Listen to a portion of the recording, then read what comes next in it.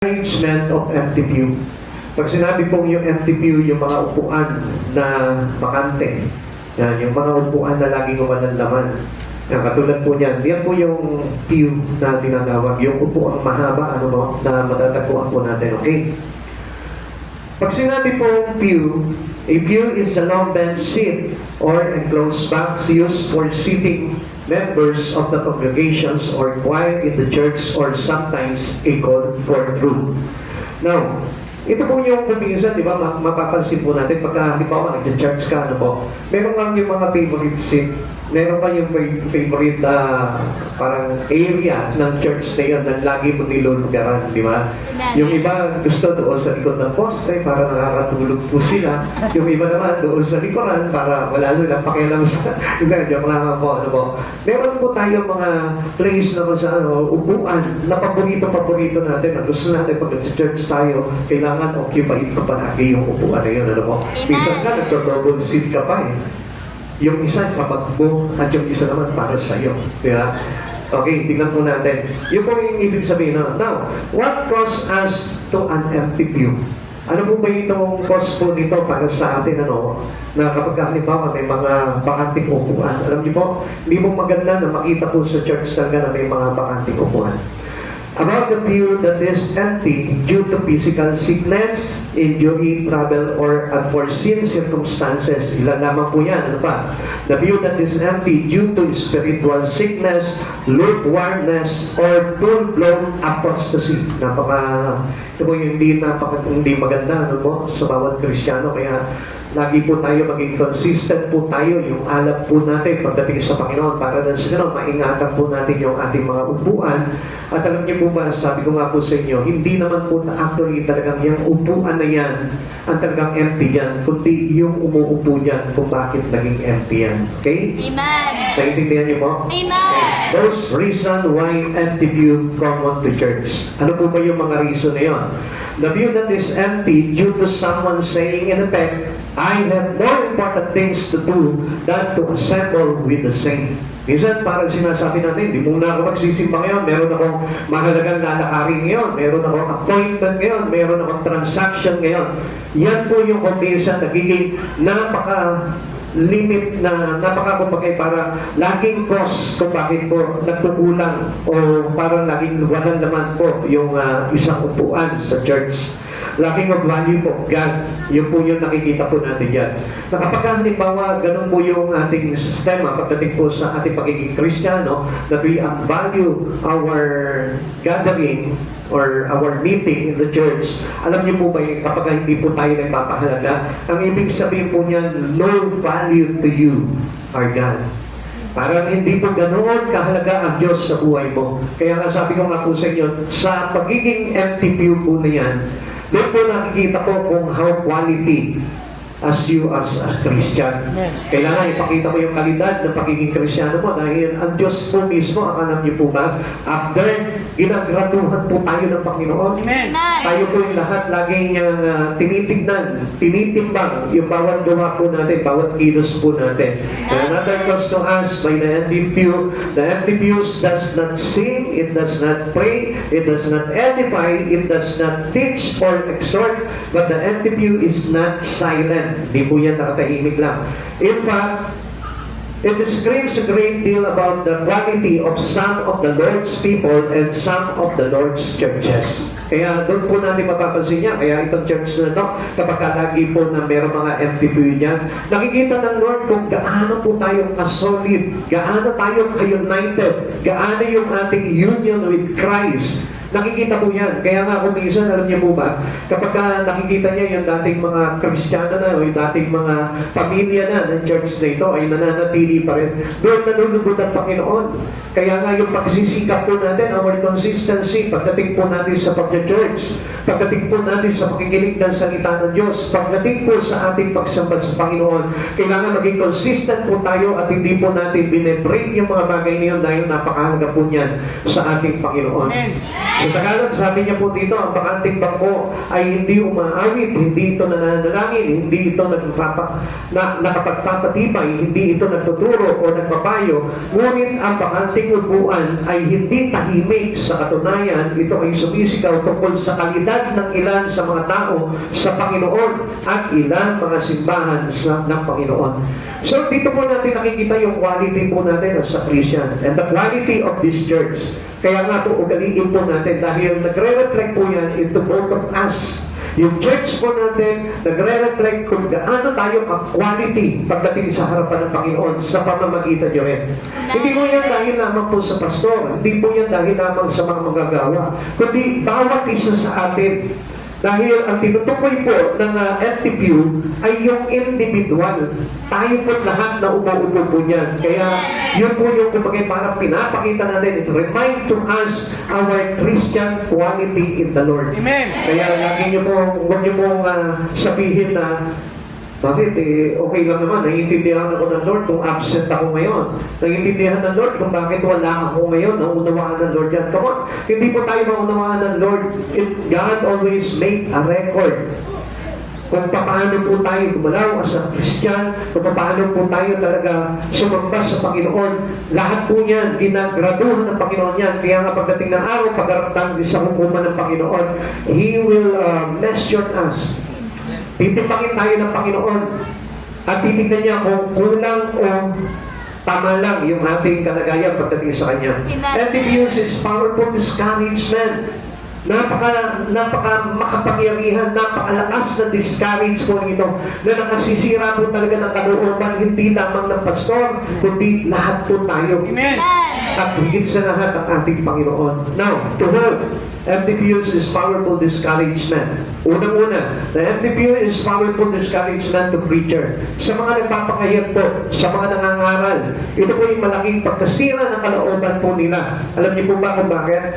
Kasi tumatamplay po ang gawain ng Panginoon and God was limit His word, His revelation to the church kapag nakikita niya na hindi po nagiging solid talaga yung church. Amen. Kapag hindi na nagiging solid yung ating panambahan sa Panginoon. Like guys, katulad po halimbawa ngayon, even though you are here today, pero hindi ka naman nakafocus in your attentions to the words of God, I tell you, it considered the discouragement of MTVU. Amen. Kaya maging kalakasan po tayo ng church po natin. Maging kalakasan po tayo ng bawat isa at higit sa lahat po, ma-inspire natin ng todo ang Panginoon sa pamamagitan ng iyong quality ng pagiging Kristiyano mo. Amen. Like Christ, preacher's heart is concerned to many souls. Tandaan po natin na ang mga preacher, ng mga pastor ay galing po yan sa puso ng ating Panginoon. Una po na di-discourage po niya, walang iba kundi ang ating Panginoon. Amen. And the next is the preacher or the pastor. Sabi nga po ng Daniel chapter 12 verse 3, at yaong may pagkaunawa at tumakay sa marami tungo sa kabutihan ay maningning na parang tala sa kalangitan magpakailaman. Ganun po nila nakikita yung value po ng ating pagsamba sa Panginoon. Ganun po nakikita na ng bawat isang tao na nagpapahalaga sa Diyos yung kahalagahan po nito. Dahil sabi po dito, tayo po'y nagiging maningning na tala sa kalangitan. Alam niyo mo ba, if you value yourself unto the sight of God, gusto ko po na malaman po ninyo, hindi mo pababayaan yung mga bagay niyo, hindi mo pababayaan yung araw ng pagsamba mo, hindi mo pababayaan yung araw ng devotion mo, yung mga bagay na ginagawa mo para palakasin yung espiritu mo, and soon, para pagharap mo sa Panginoon, ay talagang manaya ka papapasukin ng ating Panginoon. At yun po yung ilang bagay na makikita po natin dito sa pag-aaral po natin. Ano po? Wala pong preacher o pastor o mga naglilingkod sa Panginoon na natutuwa na makita po na mayroong mga bakanting upuan. Alam niyo po, it is sadly for a pastor to see that the empty pew or the empty chairs, makita niya po na meron, katulad po ngayon, nakita niyo po, meron po tayo mga empty chairs, ano po. Alam niyo po, nakakalungkot po yan. Masakit po na isipin na bakit yung dati mga nakaupo dyan, wala na ngayon. Yung dati po na talagang masisipag na magpuri sa Panginoon, wala na po dyan sa upuan na yan. Remember that the pastor's heart, that the pastors are belong to the heart of our Lord. Kaya nga sabi niya po sa Jeremiah chapter 13, chapter 3, verse 15, bibigyan ko kayo ng mga pinunong sumusunod sa akin at pamamahalaan nila kayo ng buong katalinuhan at pagkaunawa. Yung pastor po ay galing into mine heart, sabi po ng ating Panginoon. Kaya nga po, kapag ka siya, nalulungkot siya sa kalagayan ng espiritu mo, I tell you, He is not only your pastor, kundi pati ang Diyos nalulungkot po siya.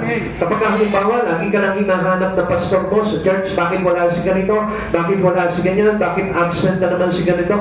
Alam niyo po ba, not only your pastor, be sadly, hindi naman po siya yung nalulungkot, kundi ang Diyos mismo. Bakit? Kasi ang mga pastor ay galing sa puso ng ating Panginoon. Ang mga nangangako ng salita ng Diyos ay galing sa puso ng Diyos. Kaya nga, alam niyo, be aware.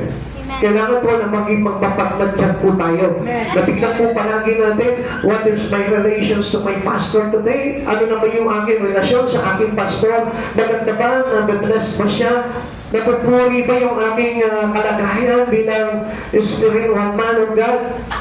O baka nalulungkot na siya? O baka nag-grieve na siya sa aking kalagayan as a church member or as a church believers in Christ Jesus? Kaya kapatid sa Panginoon, mahalaga po na mayroon po tayo mga pastor, mayroon tayo mga preacher, para makita mo yung kalagayan mo rin sa harapan ng ating Panginoong Yeso Cristo. Dahil sila po, tayo kami po mga pastor, ay galing po talaga sa puso ng ating Panginoon. As Jeremiah chapter 3 verse 15 says, the NTPU is a powerful discouragement to preachers. At lagi po natin tandaan po yan. Kaya nga po, kapag halimbawa nananamlay na po ang isang Kristiyano na po, talagang unang-una nalulungkot po talaga dyan, nadi-discourage po yung inyong mga pastor, yung mga preacher. Like Elijah went through a period of discouragement. He was being depressed. Na-depressed po siya. Bakit po ba? Kasi sabi po sa Romans chapter 11 verse 1 to 10, basahin po natin. Okay. Yung kanina po pinasa natin, sabi po ni Elijah po dito. Ito ngayon ang tanong ko, itinakwil ba ng Diyos ang kanyang bayan? Hindi. Ako ay isang Israelita mula sa lahi ni Abraham at kabilang sa lipay ni Benjamin. Hindi itinakwil ng Diyos ang kanyang bayan simula pa ng inihirang niya. Hindi ba ninyo alam ng sinasabi ng kasulatan tungkol kay Elias? Dumaing siya sa Diyos dahil sa ginagawa ng Israel. Panginoon, sabi niya, pinatay nila ang inyong mga propeta at giniba ang inyong mga dambana. Ako lamang ang natira. Ang ibig pang patayin din. Ngunit ano ang sagot sa kanya ng Diyos? Nagtira ako ng 7,000 lalaki, hindi sumamba sa Diyos-Diyosan ni Baal.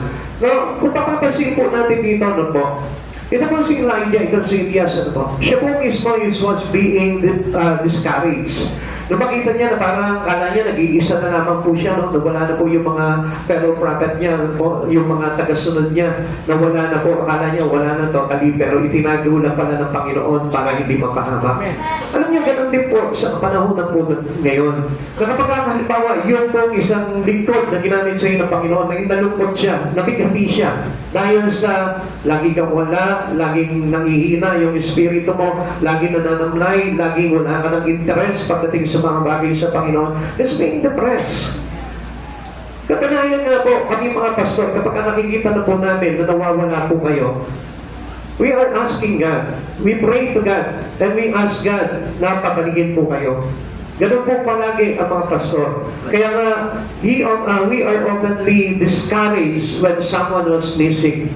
Na kapag yung upuan nyo na nandiyan po palagi, mapapansin niyo po ang pastor mo, laging lilingalinga po yan.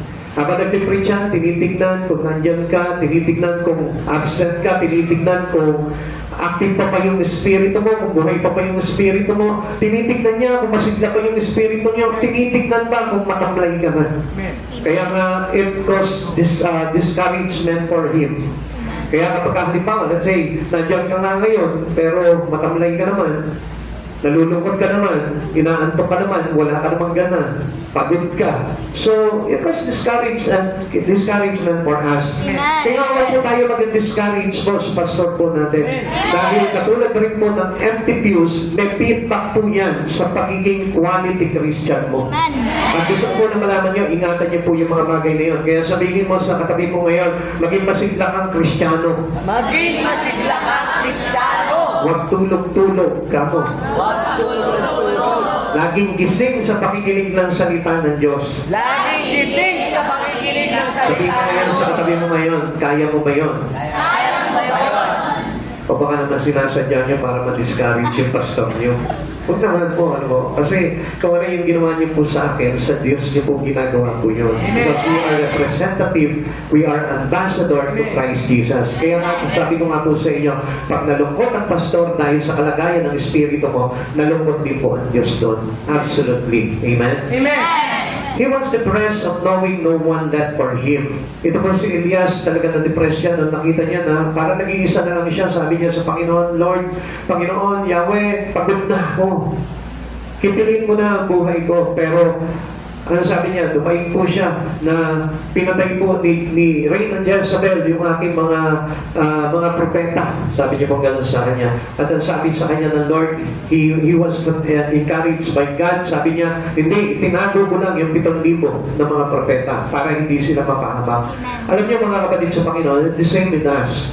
Kung minsan, alam niyo po, minsan nawawalan tayo ng gana, ano po? Pero hindi naman po tayo tinatago ng Panginoon para mawala po kayo sa church nito. Kundi, kung minsan nadadaya po tayo.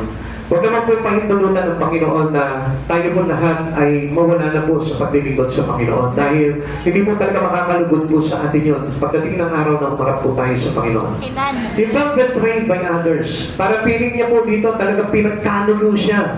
Parang iniwanan siya. Alam niyo po ba yung feeling nito church na ito mga kapatid sa Panginoon? Kapag halimbawa nawala ka dito sa church na ito, feeling nito pinagpalit mo na siya. Feeling ng church na ito na talagang inayawan mo na siya. Kaya huwag pong ganon yung ating gawin dahil alam natin nasasaktan ang kalooban ng Panginoon. Amen. Kapag ang isang preacher, ang isang pastor nasaktan sa mga bagay na ginawa ng kanyang mga tupa, alam niyo po, unang-unang nasasaktan yan, walang iba kundi ang ating Panginoon. Jeremiah chapter 3 verse 15, sabi niya, I will give you a pastor that coming from mine heart. Sabi niya gano'n, galing sa puso ko. Kaya ingatan niyo po yung mga bagay na yun. Mahalaga po na hindi tayo mag-cause ng discouragement sa mga preacher, sa mga nangangaral ng salita ng Diyos, sa mga nagpapahayag ng salita ng Diyos. Sapagkat tayo po mismo maging kalakasan nila sa piling mo sa katabi mo ngayon, huwag kang mawawala. Huwag kang mawawala. Yan. Ano ba sa tingin mo? Nandiyan pa po siya? Yan. Dalangin ko sa Panginoon na manatili lang po tayo sa Panginoon. This is how the gospel preacher feels when he sees empty pews when there should be members sitting. Kaya nga kapag yan, katulad po ngayon yan, ano nararamdaman mo? Dahil kapag wala kang katabi niya, Malungkot po. malungkot, ano? Di ba? Nakakalungkot. Ikaw, si Sister Mary Ann, 5 upuan. Wala kang katabi dyan. Di ba? Nakakalungkot. So mga kapatid sa Panginoon, pagkaroon tayo ng puso na marunong din po tayong ma-discourage kapag nakikita po natin na wala yung ating mga kapatid. Di ba tayo, mayroong pakialam tayo sa bawat isa. We are concerned with our fellow Christian. We are concerned with the spirit of others. Hindi lang concerned ka. Ako naman, di ba? Nandito naman ako eh. Wala akong pakialam kung mawala siya. This is choice. No, come on, hindi po ganun sa Lord. Ang Diyos, nung nawala ka, hinanap ka niya. Ang Diyos, nung nawala ka ng gana, pilit ka niyang nire-revive, nire-restore niya yung espiritu mo. Kaya lang, kalimitan, hindi natin pinapansin yung bagay na yun. Pero I tell you the truth, ang Diyos, kailanman hindi ka binitawan ng Panginoon. At alam mo buhay ka, hindi bibitawan ng Diyos ang isang katulad mo. Dahil mahal tayo ng Panginoon. At alam niyo po ba, mahalaga po na tayo po lahat, lagi po nakikita ng ating Panginoon sa gawain. Amen? Take note, where there an empty view, there is God's presence. Tandaan po natin, na kapag ngayon, alam niyo po ba, yan pong empty view na yan, alam niyo po, nandiyan ang Lord. Amen. Kasi nagsasabi dito na itong tao na ito hindi ko binibitawan. Kaya nung time na na-depress po itong si Elias, ano sabi niya? Bumangon ka, hindi pa tayo tapos. Ganon din po yung ginagawa po sa atin. And I know you will experience it too. Na-experience nyo na po itong bagay nito. Yung minsan na wala ka sa Panginoon, yung minsan hindi ka na nagja-church. Tapos alam niyo po ba, ang Lord na nagsasabi sa inyo, rise up, bumalik ka sa church, I will restore your spirit. Hindi pa tayo tapos. Pag sinabi ng Lord na, I am not finished with you, hindi pa ako tapos sa iyo. Kasi alam niyo po, hanggat hindi tayo maharap sa Panginoon, hindi pa tapos ang Lord sa buhay natin. Kaya do not spend our life without God. Amen. Dapat na lagi po natin tatandaan sa lahat ng pagkakataon, kailangan present po palagi tayo sa ating Panginoon. Amen. Kaya na-discourage mo ito si Elijah, nandyan ang Diyos agad, nandyan si Yahweh agad. Alam mo, in every discouragement of you, nandyan ang Panginoon eh. Hindi mo lang palagi pinapansin, pinakikinggan. Katulad po ng sinabi dito, nawalan tayo ng pandinig, nawalan tayo ng paningin. Nakuha tayo sa hirap. Alam niyo kung bakit sinabi po ito ni Pablo? That is because we are giving away our life to God. Nilayo natin ang buhay natin sa Panginoon. Kaya tayo nagiging bulag, kaya tayo nagiging bigi, kaya tayo nahihirapan, nakukuha tayo sa hirap dahil malayo yung ating ugnayan sa ating Panginoon. Pero ang Lord, kailanman hindi ka iniuman yan. Ang Lord, lagi tayo kasama yan. Parang lagi kang nire-restore ng Lord, lagi kang ine-encourage ng Lord, come back to me. Babalik ka sa akin. Yung upuan mo sa church, hinihintay ka. Amen. Kaya nga, yung upuan na yan, nandyan ang presence ng Lord. Amen. Alam ko na this day, itong oras na ito, kung sino man yung mga umupo dyan, alam niyo, tinatrabaho ng Panginoon yan. Kinakausap ng Lord yan. Kaya na, huwag po tayo magkaroon ng mistulag, bulag, bingi, pagdating sa ating Panginoon. Ikalawa, to hold the empty pews is discouraged. The empty pews is a discouragement to potential Christian. Sa mga bagong Kristiyano, alam niyo kung minsan kapag halimbawa ng maliit na gawain ng ano po, kapag may mga bagong Christian na pumapasok, nadi-discourage sila, nawawalan sila ng gana. Bakit? Parang ang feeling po nila malungkot ang gawain. Buti na tayo kahit paano, ilan po tayo dito na po. Masaya po ba kayo? Nakikita naman sa mga mukha ninyo na masaya kayo. Tingnan mo yung katabi mo ngayon. Sabihin mo sa kanya, masaya ka ba? Masaya ka ba? Ha? Amen. Sabi ng iba, narinig ko, pagod lang ako. Tapos nakipagod lang. Kaya nga, lagi tayo magtira ng panahon at lakas pagdating sa Panginoon ng po. Huwag natin ubusin yung lakas natin sa trabaho, huwag natin ubusin yung lakas natin sa pag-aaral, kundi magtira tayo, maglaan tayo para sa Panginoon. Kaya nga, itong mga potential Christian, ito po ay nakasalalay din sa atin bilang mga matatagal na Kristiyano. Kaya nga, kung nakikita niya, halimbawa, ako, matagal na ako, halimbawa, Kristiyano, nakikita niya na lagi akong absent sa church, lagi akong wala sa upuan. Siya din po mismo, nagagaya niya yung bagay na yun. Nagiging discouragement sa kanya yun dahil ang mangyayari, matututunan niya, oh, anyway, pwede pa nga yung ganun, pwede kay sister eh, pwede kay brother eh. Amen? Pwede rin kaya kay pastor yun? Na-absent sa gawain, parang hindi, ano po, parang pangit, ano po.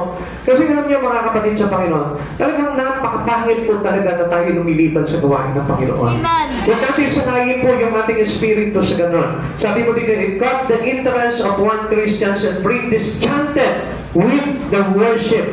Ano sabi po dito? Parang dismayado siya. Para natidismayan siya, kapag halimbawa nakikita niya, no, yung kanyang katabi, ano mo, even though he was present, nandun siya. Pero ang taplay-taplay naman, walang kagana-gana mag-worship, mawawalan din ng gana. He makes discouragement for him. Nakapagkahalimbawa, yung dating lagi niya nakakatabi sa upuan, yung matagal ng Kristiyano, ngayon wala na sa Lord, nadi-discourage siya. Pero alam niyo po ba, kapag halimbawa nakita ng Lord na bigla kang bumalik, tuwang-tuwa ang Diyos, nagala ang Diyos. Kung paano yung first time mo na makilala mo ang Panginoon, libo-libong anghel sa langit, nagpuri, nagala. Ganun din po yun yung contact mo sa Panginoon palagi. It is very exciting. It is very enjoyable with the heavens angel. Kaya mga kapatid sa Panginoon na nakakatuwa dito, na kapag mayroong nanunumbalik pagdating sa Panginoon, tuwan-tuwa ang Diyos. Kaya kagala ang Diyos, I will win you your battle again, sabi ng Lord. Nakapagtagumpayan na ulit kita. Tuwan-tuwa ang Panginoon mo doon. Kaya gusto ko pong malaman mo, you are encouragers.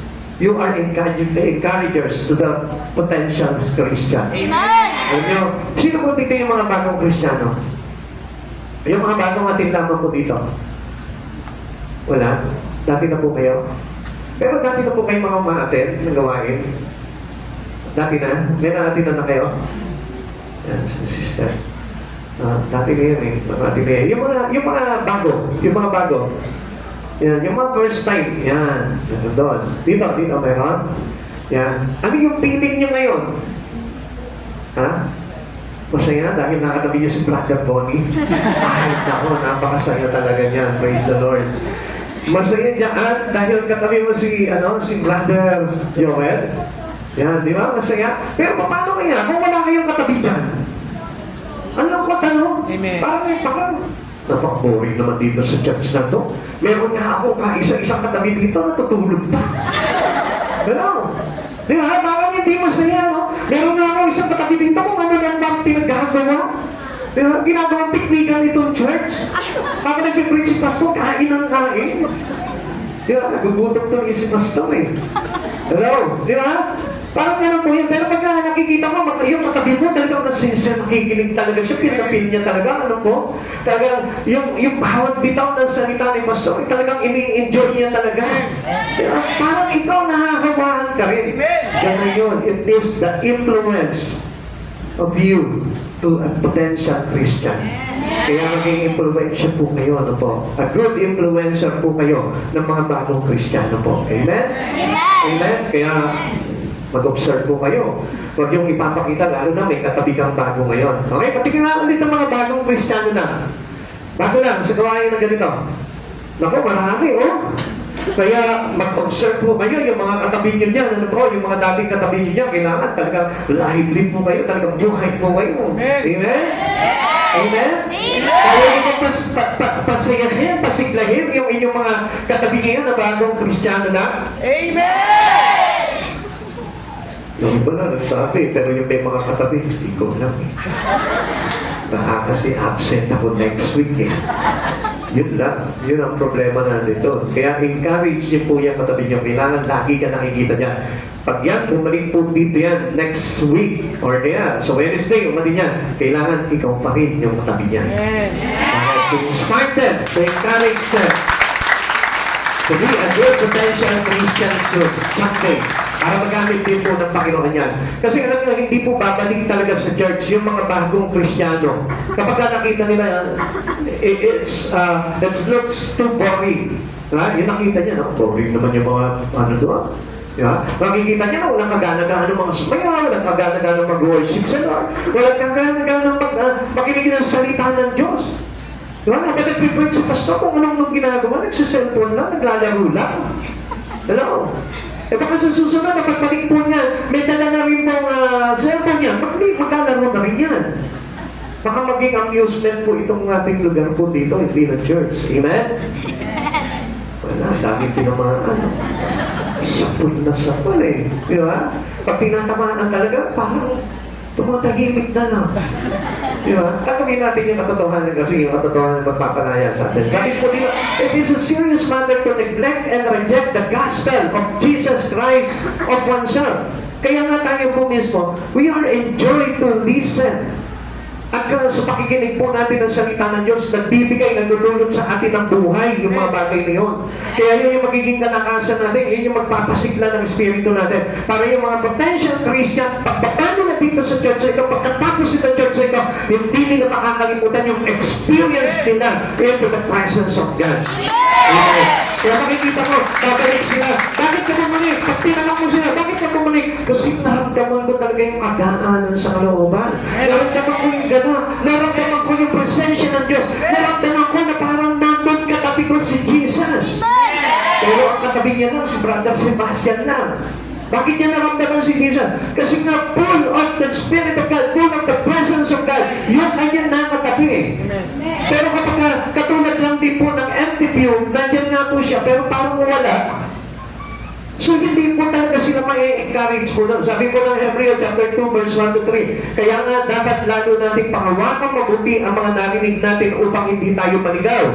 Ang mensaheng ipinahayag sa pamamagitan ng mga anghel ay nagpatunay totoo at sino man lumabag o hindi sumunod dito ay tumanggap ng kaugulang parusa. Those potential Christians must be encouraged through the words of God manifesting into every one of us. Amen. Kailangan yung words of God na pinakikinggan nila, nakikita nila doon sa katabi nila. Amen? Amen. Kaya nga, kung halimbawa natin ngayon, yung pinakikinggan nila ngayon, hindi nakikita at nararamdaman sa katabi nila, they become discouraged. Amen. Kaya nga, hindi tayo makapag-encourage ng mga Kristiyano, mga bagong Kristiyano, Hindi tayo makapagdala sa Panginoon. Why?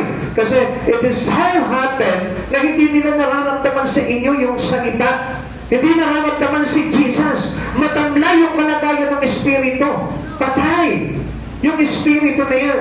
Kaya nga, kung papansin ninyo, kapag nakatabi mo, lagi yung isang tao na matamlay yung Espiritu, makita mo, yung katabi mo rin mananamlay.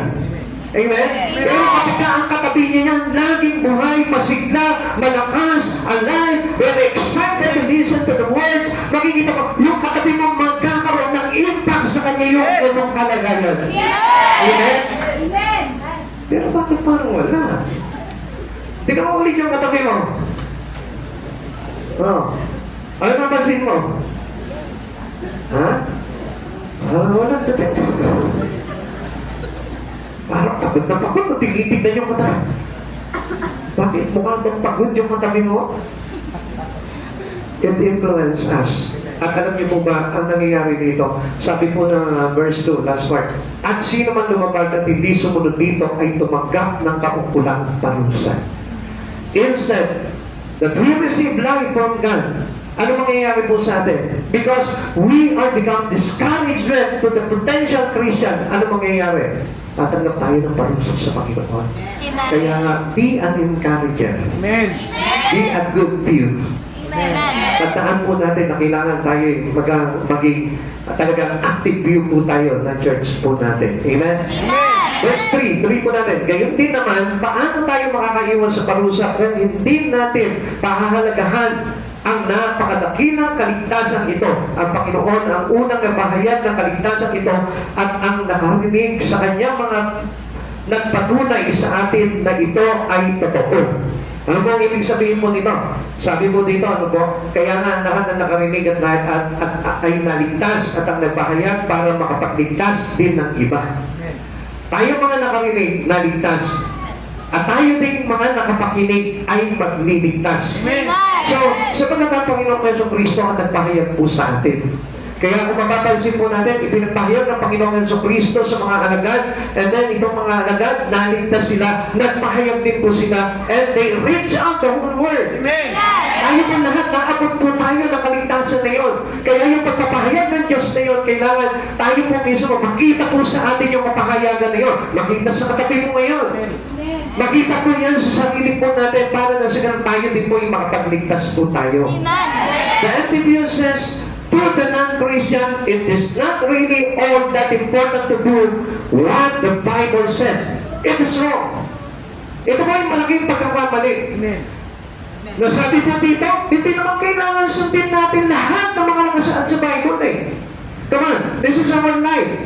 When we receive Christ Jesus, and Jesus will be in you, anong dapat mangyari? Makita na sa iyo yung words, because the words of God is His will. Amen. Yun yung kalooban ng Diyos eh. Na hindi po natin pwedeng i-reject, isimulan, tapi yung salita ng Diyos, kundi dapat na nakikita na sa pamumuhay natin.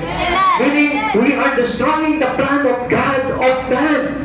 Parang winawasak natin yung mga tao na tinawag ng Panginoon.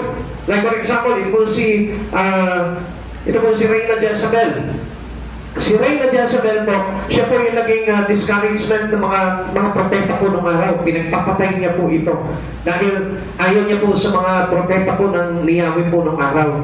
Kaya gumawa po siya ng mga sarili niyang propeta. At dahil po doon, nagalit si Yahweh at inutusan po ito po si Elijah na pagpapatayin yung mga propeta po ni Baal na yon na itinatag po ni Jezebel.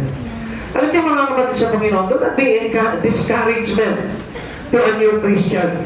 Kailangan po tayo, hindi tayo pumapatay ng mga bagong Kristiyano, kundi bumubuhay tayo. Amen. Encouragement as a prophet to our highest God. Amen. Kailangan tayo po mismo. Huwag natin silang pabayaan. Akayin po natin sila na mabuhay kay Yahweh para na sa ganon. We become a servant to our Most High. Amen. Kapatid sa Panginoon, yun po yung kailangan natin. Ngayon, alam niyo kung minsan sasabihin po ng bawat isa sa atin, Pastor, hindi naman ako magiging discouragement eh. Alam mo, yung pagiging kawalan natin ng gana pagdating sa gawain ng Panginoon, you become discouragement to everyone. Amen. Yung pagiging absent mo palagi, yung kawalan mo ng interest na sambahin ng Panginoon, you become a discouragement to others. And be watchful. Kailangan na tayo po maging aware tayo doon sa mga bagay na yun. Kailangan tayo po mismo mapagdulong tayo ng inspirasyon sa mga bagong Kristiyano para na sa ganoon tayo po maging kapuri-puri sa harapan po ng ating Panginoon. At hindi po tayo maging kaaway ng Diyos. Basahin po natin sa 1 King chapter 90 verse 1 and 2, sinabi ni Haring Ahab sa kanyang asawang si Jezebel ang lahat ng ginawa ni Elias at kung paano pinatay ni Elias ang lahat ng mga propeta ni Baal. Kaya nagpadala si Jezebel ng isang sugo upang sabihin kay Elias, patayin sana ako ng mga Diyos kung hindi ko gagawin sa inyo sa ganito ring oras ang ginawa mo sa mga propeta. Binalaan niya, binantaan niya po ito si Elias na papatayin niya po. Because they don't know the truth and become discouraged to many prophets of God at that time. Kapatid sa Panginoon, if you really know the truth, if you really know God in your life, Jesus in your life, hindi po tayo magiging cause ng pagpatay ng mga bagong Kristiyano. Amen. Actually, this is not a physical killing. It is a spiritual killing. Pag sinabing pagpatay sa mga Kristiyano, hindi naman po yung pinapatay mo talaga, yung martyred death. Hindi naman po ganun. Kundi pinapatay natin yung espiritu. Why? We become discouragement for them. It causes discouragement. Your life as a being Christian, hindi sila nag-i-inspire. Nagagaya nila yung mali at hindi yung tama, hindi yung katotohanan. And we know the truth already. And that truth should be the one that can see for us by other. And mostly, yung mga bagong Kristiyano na nakakakita po sa atin. Kaya nga kapag halimbawa, tayo bilang mga naglilingkod sa Panginoon, meron tayo mga pagkakamali na nagagawa in front of others. Kailangan i-repent po natin sa Panginoon. Hindingin natin sa Panginoon palagi, Lord, patawarin mo ako. If I cause discouragement to a new Christian, ganun po dapat tayo. Hindi po ba yung parang nakikipaglaban tayo? Kung pa-discourage siya, pakialam ko sa kanya. Come on, hindi po ganun ang ating attitude. Because we have God in our life. We have Jesus that we accept and carried it on into our life. Dinala natin si Jesus dito, kaya don't be a discouragement to other. Amen. Huwag kang mag-cause ng pagkasira at pagkawasa ng ibang espiritu. Amen. And make sure na kapag nagawa natin yung bagay na yun, let us repent to God. Hilingin natin sa Panginoon and do not be like Jezebel na ginawa niya pag pinagpapatay niya pa lahat ng mga propeta. Amen? Naintindihan po natin? Amen. Salamat po sa Panginoon. And last, number 3, the empty pew is a discouragement to the other members. At ito po yung sinasabi ko po kanina sa inyo, na kailangan po talaga manifested on us the power of the presence of Holy God into us. Para na sa ganoon, hindi po tayo magkaroon ng mga tinatawag na empty pew. Kasi alam niyo, napakahalaga niyan. Like for example today, you are an old Christian already in this church. Matagal ka na Kristiyano. Bago yung katabi mo ngayon, then make him encouraged by yourself. Ikaw mismo maging good encouragement ka sa kanya. Sabi mo, brother, di ba, napakasaya na magligo tayo sa Panginoon. Napakasaya na lagi tayo nakikita bilang magkapatid sa Panginoon. Encourage them. Amen. Brother, sa susunod na atin mo, I promise you, ititrip kita sa Jollibee. Ganun sana tayo eh. Pero wala eh. Kung minsan, hindi natin ginagamit even our valuable things para makapagbigay po tayo ng kapurihan sa ating Panginoon. Why don't you encourage them? Sabi nga po nung ating last time, yung Wednesday, by all means, si Pablo, ginawa niya ito para makapagligtas man lamang. And then, why don't you do this? By all means, yung katabi mong bago ngayon, yung katabi mong newly members of this church, why don't you encourage them? I-blow out mo sila. Kahit na tusak-tusak lang dyan sa plaza, i-blow out mo sila kahit na isang basong lugaw man lang. Amen? Amen. Parang sana, magkaroon po sila ng kagalakan, hindi po yung boring yung kanilang pag-atin at walang nangyari po sa kanila. Amen? Kaya nga mga kapatid sa Panginoon, gawin po natin na tayo po yung maging inspirasyon sa bawat isa po sa atin. Amen? Amen. Sino mo bibigyan na inspired sa buhay ng isang miyembro ng church na ito? Let me see your hand. Yan. Okay. Sino mo dito yung makakapag-testify? In God's glory, kanino ka na dito na-inspire? Come on, meron mo ba? Pwede mag-volunteer? Yung mga nagtaas ng kamay, o bakit ngayon, parang hindi kayo, sige nga, sige. Ha? Lakas. Bakit? Kasi po, nung first attend ko po, Oh. na-feel ko din po talaga yung presence ng Lord. Kasi nakikita ko kung paano siya mag-worship sa Lord. So, yung Paano siya mag-worship? ako, yung Holy Spirit po, na sabi ko, Naramdaman ko sa kanya. Oh, praise God. Salamat. Amen? So, ganun po yun. Kaya nga, pag nakikita ko po sila makikita niyo po yan, makikita niyo, nagkaisa po sila ng Espiritu. Amen. Kapag nakita mo yan, lagi kumangain sila tatlo. Kaisa sa Espiritu Nakuha nila yung bawat kagustuhan nila. Amen? Pero, naging united naman sila as true in God. Amen. Amen? Ganun po ang kailangan tayo Kailangan tayo po lahat. Makapagbigay po tayo ng encouragement to every other members. It reflects an influence and lack of concern for spiritual goals. Minsan ganun po kasi. Yung pong empty church, ang ibig sabihin yan, there is no goal. Kung bakit po nagiging empty church, ngayon nakaupo ka ngayon, bukas wala ka na. Sa mga susunod na araw, wala ka na dyan. Bakit? Na-empty na yung church mo. Alam niyo kung bakit? Because of lack of concern for spiritual goals. Hindi po nagka-develop sa kanya Once you attend this service, you are now a member of this church.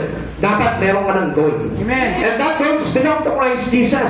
Siya yung naglalagay nun And I want to help this church. And I want to grow this church. And I want to be one of them in this church. Amen. Ganun na po dapat yung goal natin. Hindi po yung separate tayo. We need to union with Christ. Amen. Kaya nga, mayroon tayong pagkakaisa kay Kristo. Sama-sama tayo. Isisa tayo kay Kristo. Amen. Surely our goals in ascending together for the worship of God are the highest. Yung pagtitipon-tipon natin, yung gathering natin, dapat lagi tayo magkakasama. Not only Sunday. We know that we have a midweek service on Wednesday, but yet, tingnan mo, hindi ka nakaka-attend. Wala ka. It is not union with God. Kasi union with our members, with our co-members of this church, kailangan ikaw, nandun din yung kasabihan mo. Ay, naku, nandun sila. Kailangan nandun din ako. Because I'm one with God. Amen. As a member of this church, kailangan nakikita rin nila ako doon. Amen. I'm not an empty pew of my church. Amen. Bakit hindi po tayo consider na tayo po yung laging bakanting upuan? Active ka ng Sunday, pero sa Wednesday, wala ka dyan. Come on, kanya-kanya ng upuan, no? I'm busy. I'm busy. Kaya nga, sabi po ulit dito sa kanilang binasa, ano po? Binigyan ng Diyos ang mga taong ito ng manhid na diwa. Sabi po ng verse 8. Pakinggan niyo po mabuti po ito. Wala mo na yung medyo sarado po ng tenga, no? Kaya nagsasabayan, ganito po kasi yan okay? Ganito ang sabi ng kasulatan. Binigyan ng Diyos ang mga taong ito ng manhid na diwa, mga matang di makakita, at mga tengang di makarinig hanggang sa panahon ito. Yan yung problema po natin. Kung bakit hindi po tayo nagiging kaisa sa bawat isa sa miyembro ng church na ito. And we put discouragement to other members. Be an encourager. Makita nila, uy, as a sister, ang sipag nun, grabe. Ang sipag sa duwain ng Lord yun, ang alam nun, si brother. Ay, ako, grabe, pag nakasama mo sa prayer yun, ang init mag-prayer nun. Yung pag ganun po, ma-inspired ka Yung sa bawat isa po sa atin dito, pag napatingin ka dun sa katabi mo, ay, nawalan na ng gana. Kasi nakita ko ng gana Kailangan yung makita, may dati na to, grabe. Ramdam na ramdam ko yung presence ng Lord dito. Talaga, payapa. Amen? Sabi ng Bible, peace I live for you, and my peace I will give you. Come on, brothers and sisters in Christ, hindi ganyan yung peace. Amen? Kaya lagi mong tandaan, kailangan tayong lahat, masigla yung espiritu natin to be an encouragement to other members. Amen? Amen? Amen. Okay, why do we assemble? Why are you here today? Tingnan nga po natin, tingnan niyo po yung sinasabi po dito ng empty church. No? May mga tanong po na dapat pakinggan din natin kung ano yung sagot ng empty church. Tingnan niyo po pag sinabi po kasi empty church, it is not literally yung upuan. Kundi yung mga taong hindi nagpipild ng upuan. Yung madalas na hindi wala doon sila. Amen? Amen. Okay, why do we assemble? Why are you here today? Una, are you here to edify and to be edified? Nandito ka ba para pasiglahin at pagtibayin itong church na ito? Anong sagot ng MTPU? Listen. Pakisabi mo doon sa katabi mo, makinig ka muna. Makinig ka muna. Yeah. The MTPU says, I don't want to edify or to be edified. Walang pakialam eh. Minsan, hindi ko naman kailangan na lumago eh. Hindi ko naman kailangan tumatagatan eh. Hindi ko naman kailangan na tumibay. Bakit? Member na naman ako ng church na yun eh. Maating lang naman ako doon. Hindi naman ako worker eh. Kasi nga po, mali yung ating pananaw. Kaya, there's no goal. As you are Christians to God, wala kang goal eh. Spiritually. Kaya nga, Christian without goal is death. Pati na Kristiyano yun.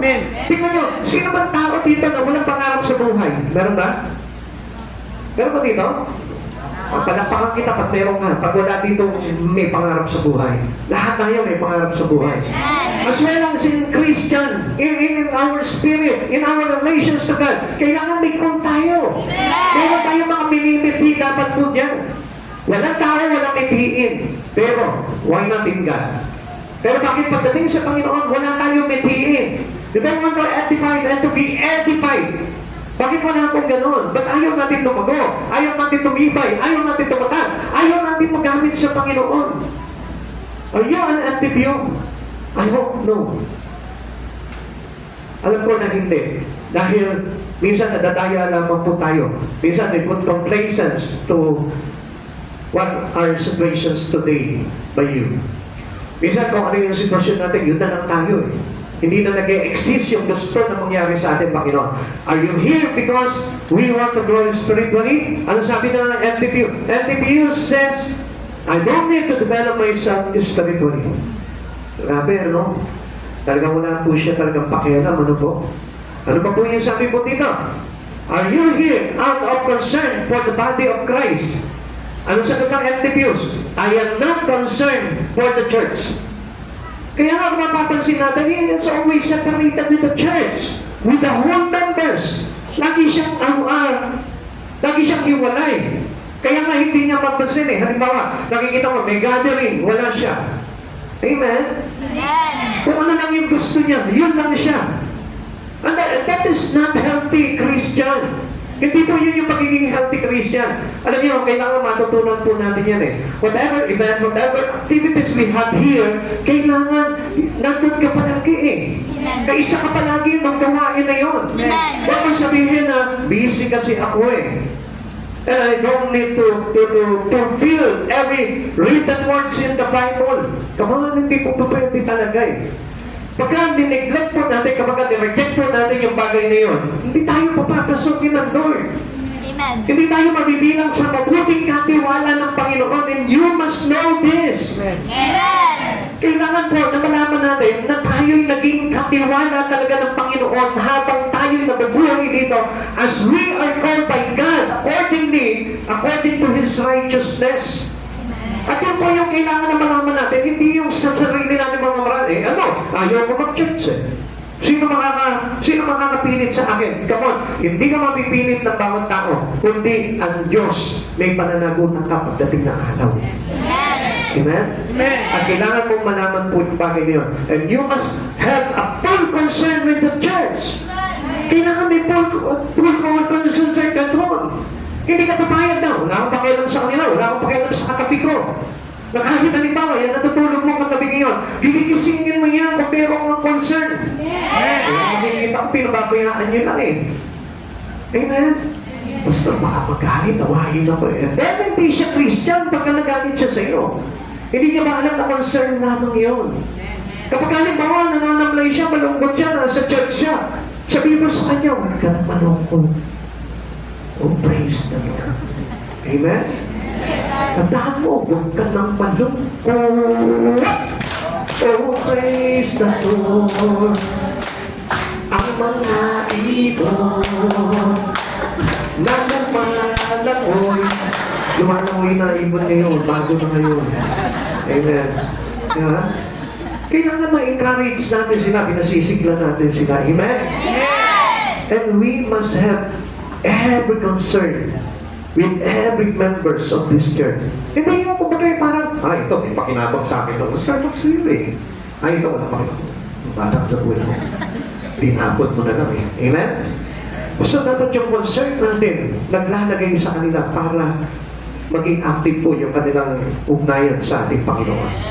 1 Corinthians chapter 10, 31 to 32. Kaya nga, kung kayo'y kumakain o umiinom o anuman ang ginagawa ninyo, gawin ninyo ang lahat sa kararangan ng Diyos. Huwag kayong maging sanhi ng pagkakasalan inuman ng mga Hudyo, ng mga itin, o ng mga kaanib sa iglesia ng Diyos.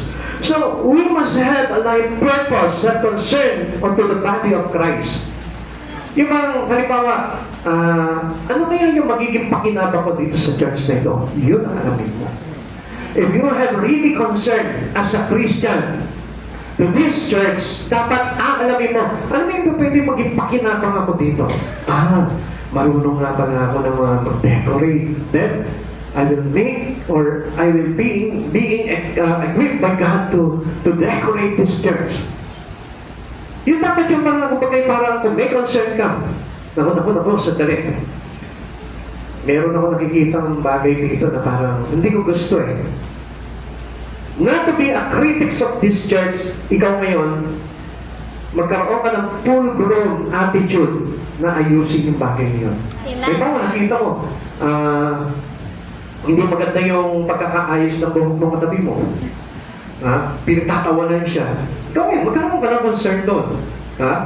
It's not funny. It sounds funny, pero kung tutuusin lang, syempre, para hindi siya maging cause ng bullying to others, ikaw ngayon, may concern ka. Parang ganoon din po sa church. Amen.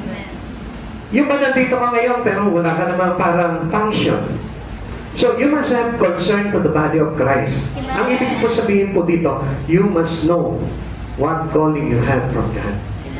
Hindi lang to be a members of this church, kundi para maging isang sangay na kung saan kagamit-gamit para sa ating kataasan. Okay.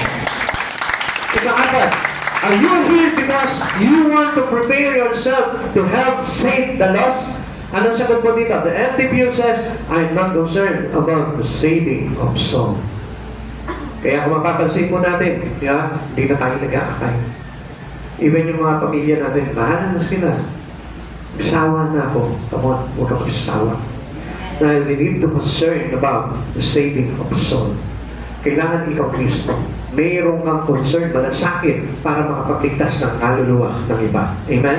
Gawa chapter 5 verse 42. At araw-araw napunta sila sa mga templo at sa tahanan at doon nagtuturo at nangangaral tungkol kay Jesus ang Kristo. We must be a witness. Or has to be concerned for the lost soul. Kailangan yung lahat ng mga nakapakinggan mo, lahat na natutunan mo, i-share mo, ituro mo sa iba. Amen. Amen? Same also.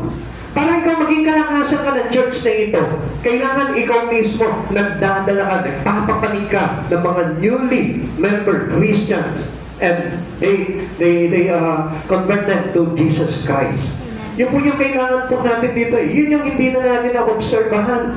Sa church tayo, simba na lang tayo ng simba. At nawawala na ng sense yung ating pagsisimba. Kaya nga nagiging empty views na lang po tayo eh. Para na lang tayong bakanting upuan, walang kagamit-gamit. Amen? Yun yung tinatawag na empty view Christian. Nandiyan ka pa ang bakanting upuan. Wala kang ginagawa for the glory of God. You have no goal. You have no concern. Kapatid sa Panginoon, wake up. Kailangan natin bumangon po tayo at magising po tayo para makita po natin kung ano po talaga yung kalooban sa atin ng Lord and what life's purpose we have in God. Amen!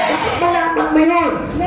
Baka mamaya tinawag ka dito, estudyante ka, marami kang kaibigan, marami kang kaklase, baka yun yung iyong tungkulin ng pagkakatawag mo sa Panginoon. Baka mamaya mayroong gustong i-revive sa pamilya mo, yun yung tungkulin mo, life purpose mo yun. Amen! Baka mamaya mayroong kang mga kaibigan na talagang Sobra na yung kanilang kasamaan. That was your life purpose according to God. Amen. Alam niyo, hindi po tayo empty views. Na kung mapapansin niyo yan, ano silbi nitong mga upuan na ito kung wala nakaupo? Ano silbi nitong mga upuan na ito kung halimbawa kung ano lang yung nakalagay dyan? Imagine that, remote control na lang ng TV ang nakaupo doon sa upuan. Ikaw, tatanungin kita, anong silbi na magiging Kristiyano natin without concerning to every call that you receive from God? Kung hindi mo ginagampanan yung panawagan sa iyo ng Panginoon, ano magiging silbi mo? Kung meron ka mga bagay na naririnig tungkol sa aral ng Diyos, pero hindi mo isinasagawa, you must have a passion. Kailangan kahit na simpleng bagay lang, may ginagawa ka for the glory of God. And I praise God, alam nyo, sa mga iba, nakita ko po talaga, marami po, nung nagtawag po tayo, na pagtulong po doon sa ginagawa po natin, nagtugunan po itong mga tatay. Pero ngayon, tinatapat na rin sila. Dati full-blown sila, kung nandun lahat sila mga tatay ngayon, ilan na lang nakikita ko. Come on, kung tayong pagsawaan pagdating sa Panginoon. Alam natin na lahat ng bagay na ginagawa natin ito for the glory of our God. Amen. Nagsisimula for the glory of God. Amen. Nag-aakay ka for the glory of God. Amen. Yung buhay mo, pinalalago mo sa Panginoon for the glory of God. At yun po yung dapat maging concern natin. Not only an attending Christian to your church. Come on. Gusto po na gisingin po yung kamalayan nyo. Dati ang akala ko po, ganun lang po talaga ang panawagan ng Lord. Makapakinig ako ng salita ng Diyos. Even though wala akong function into my church, wala akong contribution sa church, wala akong ginagawa sa church, akala ko sapat na yun. It is not enough to be only a members of this church. Kundi ang gusto talaga ng Panginoon talaga, you are not an empty pew, kundi ikaw mismo, maging kagamit-gamit ka. Laging may nakaupo dyan sa upuan na yan. Laging kagamit-gamit yung upuan na yan. Iba-iba ang mga Kristiyano umuupo dyan at pinag-aagawan yung upuan na yan. Ganyan ang dapat na magiging Kristiyano ng bawat isa sa atin. Amen? Are you here because you want to go to heaven? Nandito ka ba ngayon dahil gusto mo mapunta sa langit? The NTBU says, I don't know for sure that I even want to go to heaven. Grabe na. It is very critical. Napaka-critical na po ito. Kapag ikaw mismo, hindi mo alam sa sarili mo kung gusto mo pang mapunta ng langit. You must have an eternal ambition. Kailangan magkaroon ka ng tinatawag na eternal ambition. Hindi lang lahat ng ambition mo nandito lang sa mundong ito. Gusto ko imanan, gusto ko magkaman, gusto ko maraming pera, gusto ko malalaki ang bahay. Come on, huwag lang ganun. Dahil ang kapahamakan ay nandun palagi, nakabanta doon sa mga bagay niyo. And you must have eternal ambition. Yung bagay na ina-ambition natin, Lord, soon, I will be with you doon sa inyong kaharian. Natin ko, Lord. I don't want to be in the hell. Ayoko sa impyerno, Lord. Gusto ko sa piling mo. Kaya kapag gusto mo talaga mapunta ka ng langit, pagsikapan mo yung bagay na tinuturo sa iyo ng ating Panginoon. The empty view is an encouragement to the devil. Yung mga empty view na hindi nagagamit na upuan. Yung mga empty Christian na hindi nagagamit ng Lord. They are encouragement to the devil. It sounds hurt. It sounds cause pain to your heart. Pero gusto ko po na malaman mo, pag ikaw Kristiyano ka na, lalo na, especially you are a full-grown Christian, pero wala ka pa rin na kung contribute na calling sa iyo ng Panginoon, I tell you, you are encouragement to the devil. Satan wants us to be lost. Gusto kasi ni Satan, maligaw talaga tayo eh. Gusto ni Satan talaga, malihis yung landas natin, not according to the righteous calling of God into your life. Not to the purpose of God, but the purpose of Satan. Minsan yun yung nagiging patunong po sa atin eh. Yung mga discouragement ni Satan, become encouragement to him. Amen? Dinidiscourage ka ni Satan. Dako, wala namang mangyayari sa iyo eh. Asikasuhin mo na lang yung trabaho mo. Asikasuhin mo na lang ang negosyo mo. May mangyayari ka sa iyo. And I know that God will understand you. Ganun eh.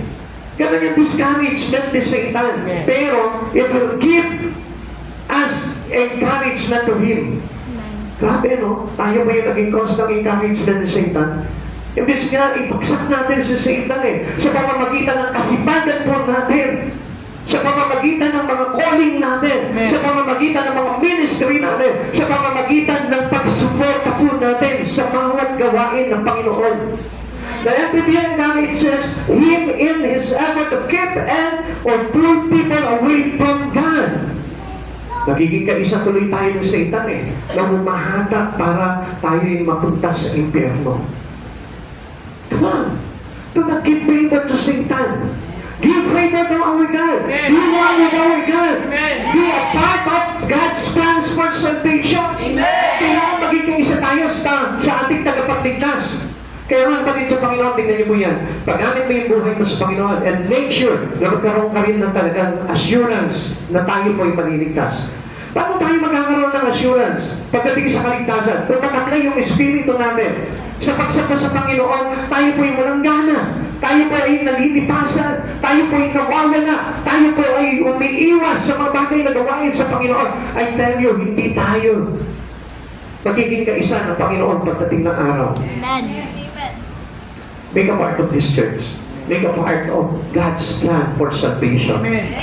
Kailangan lagi kang may part sa ating Panginoon. Amen. May part ka doon sa mga bagay na ginagawa ng ating Panginoon. 1 Peter chapter 5 verse 8. Manda ngayon, magbantay ang diablo. Nakaaway ninyo ay parang liyong maatungan at aali-aligid ng mahanap na masisila. He is happy to a person who doesn't have time for Jesus.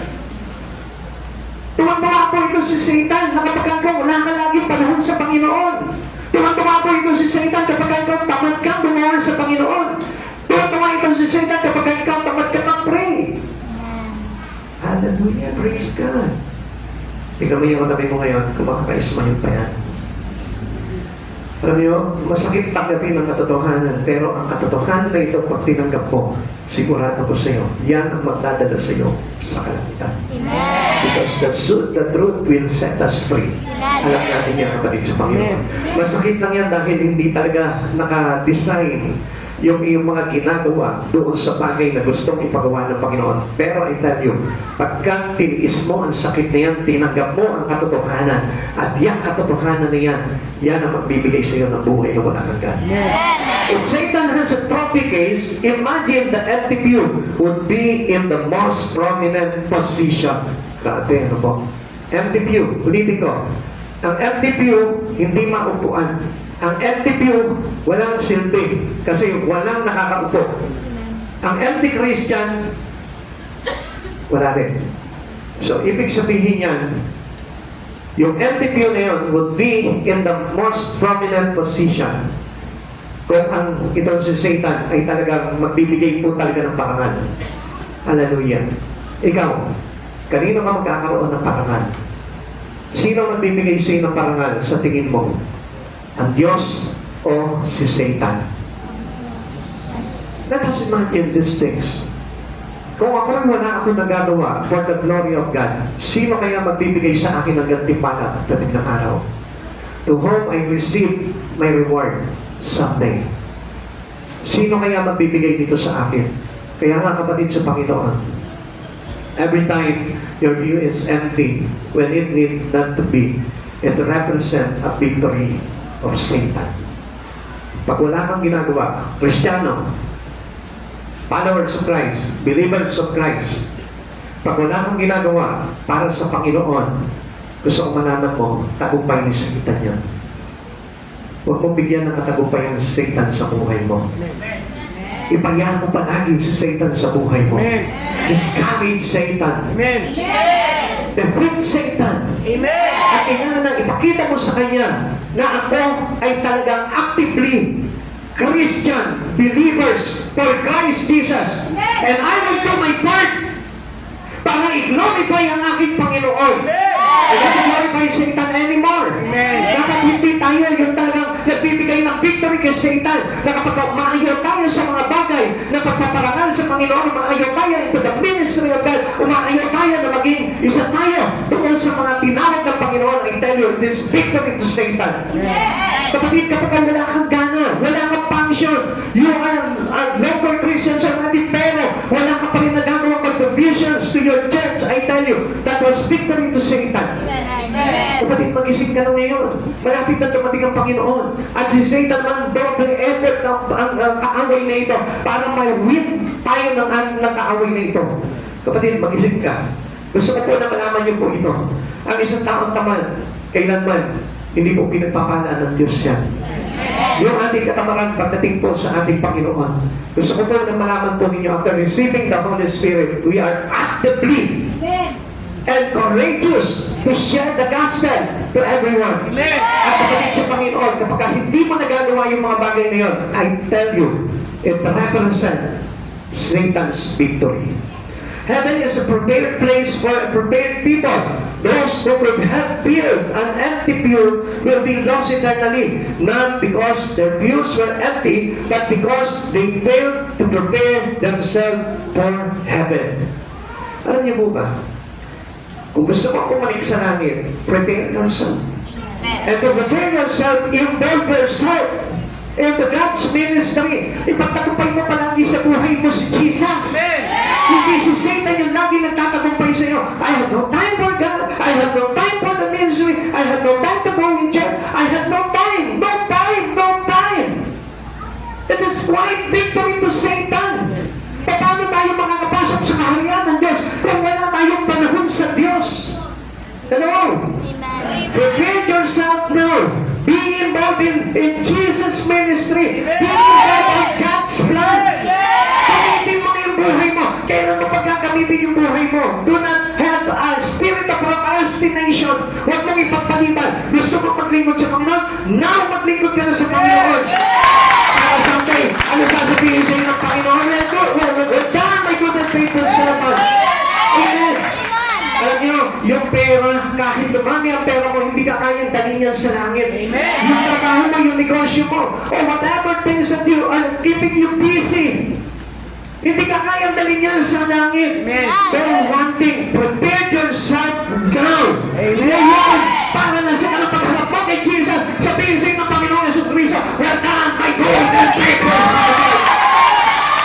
Kapag nakikaisa tayo sa mga dahilan ng ating Panginoon na pagtawag sa church na ito, I tell you, you become one of the biggest great victory of Christian in heaven. Sabi po na Mateo chapter 25 verse 24, kaya sasabihin ng hari sa mga nasa kanan niya, halika kayo, mga pinagpala ng aking Ama, pumasok kayo at tatanggapin ang kahariang inihanda para sa inyo mula pa nang likhain ang daigdig. To whom? Para kanino ito? Para sa mga tao masisipag sa ating Panginoong Kristo. Para sa mga taong involved palagi ang buhay ni Kristo. Para sa mga tao na laging aktibo sa mga bagay sa Panginoon. It is not for the empty here. Hindi ito para sa mga isang upuan walang laman. Hindi ito para sa mga upuan walang function. Amen? Kaya nga dapat malaman po natin yan. Sabi ko din, wala sino man dito ang nagnanais na mawala ka sa anumang katahilanan. Ngunit hindi ba't nakalulungkot kung mawala ka dahil lamang sa sapat na kawalan mo ng interes sa paghahanda ng iyong sarili para sa langit na ang iyong upuan ay hindi makatarungang walang laman sa halos lahat ng oras. Sa oras na ito, I want you to hold your chair right now. Hawakan mo yung kinaupuan mo. Come on. Hawakan mo yung kinaupuan mo yan. Even you are a new Christian in this church, hawakan mo yan. Then close your eyes. Look up and close your eyes habang hawak mo yung upuan mo yan. Manalangin ka ngayon, Panginoon. Itong upuan na ito ay lagi may silbi at lagi kang uupuan upang mag-reflect ang kalidad ng aking pagiging Kristiyano sa iyo. Katulad ng upuan na ito na inuupo ako ngayon, na kung saan may silbi, may function. Gawin mo rin po ito sa akin, not to be an empty Christians for you, but to be a pure Christian, a full-blown Christian, a functional Christian, an equipping Christian. Sige, panalangin mo sa Panginoon. Kung ano yung gusto mo, maging ibig mo na mangyari sa iyo as a Christian to Jesus. Come on, sabihin mo sa Kanya yung pangarap mo spiritually. Hindi yung pangarap mo sa mundo na ito. Yung pangarap mo sa mundo na ito, ang Diyos na bahala dyan. Kahit hindi mo pag-pray yan. Kasi pinagpapray mo yung iyong buhay na walang hanggan.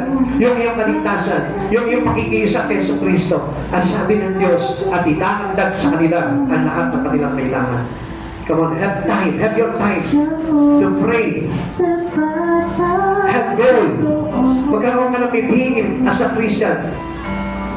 Tatakan mo yung upuan na yan.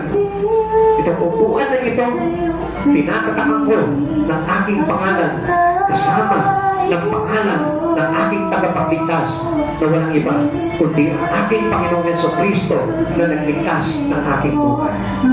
May mula magsitayo sa presensya ng ating Panginoon. Yan tayo natin yung ating mga sarili sa pagpirapira sa tinapay.